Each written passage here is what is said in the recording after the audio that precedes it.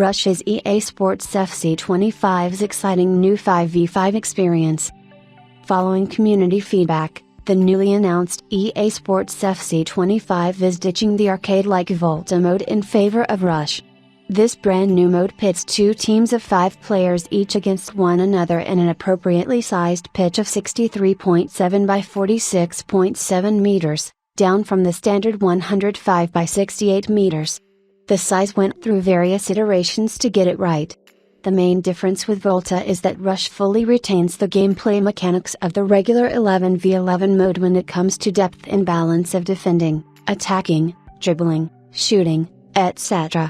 Rush is obviously meant to be a social, accessible mode, with 4 humans, and the eye-controlled goalkeeper, controlling 1 player on each team. This allows them to have far more time with the ball, and every action on the field matters more due to the reduced team size. Positioning is also completely dynamic, just like in 5-a-side football. While Rush's core mechanics are identical to regular matches, the developers still chose to introduce a few key changes to spice up the experience.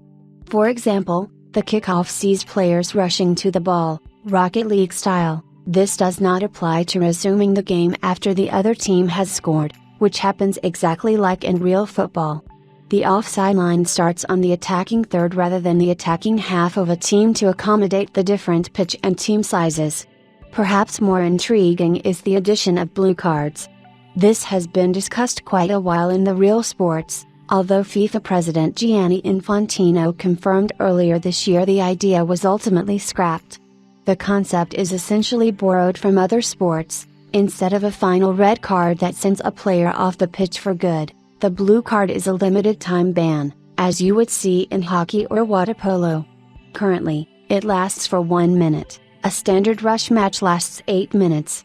This creates an interesting dynamic where players need to be really careful with the fouls, else they might be crippling their team for a fairly sizable amount of time. With 1 less player on the pitch, everything is that much more challenging. On the flip side, just like in hockey or water polo, it creates a feeling where the team really needs to focus on holding off their rivals' attempts to score for a set amount of time, and if they do, all will be well. Lastly, the penalty is also changed into a 1v1 battle reminiscent of old US-style shootouts, where the captain of the defending team briefly controls the goalkeeper.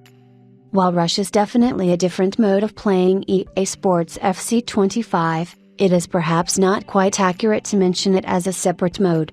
That's because it's actually integrated into every other mode available in the game: Kickoff, Clubs, Ultimate Team, and Manager Career. In the latter mode, you take control of your youth academy development throughout the season with new playable 5v5 tournaments. EA Sports wanted to take advantage of the shared progression system so that players would always feel like they were earning rewards regardless of what they were playing. Thanks to EA, I was able to access a preview build of EA Sports FC 25 for a few hours to play Rush, and I have to say it was really fun, providing a faster, more accessible experience that, however, retains the core of what players love about the game.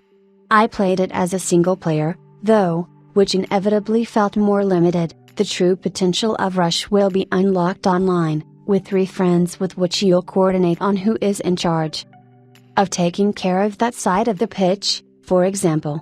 This is particularly relevant because the tactical options are limited. You can choose players before the match, but there are no substitutions, and you cannot assign high-powered players to handle a specific player role.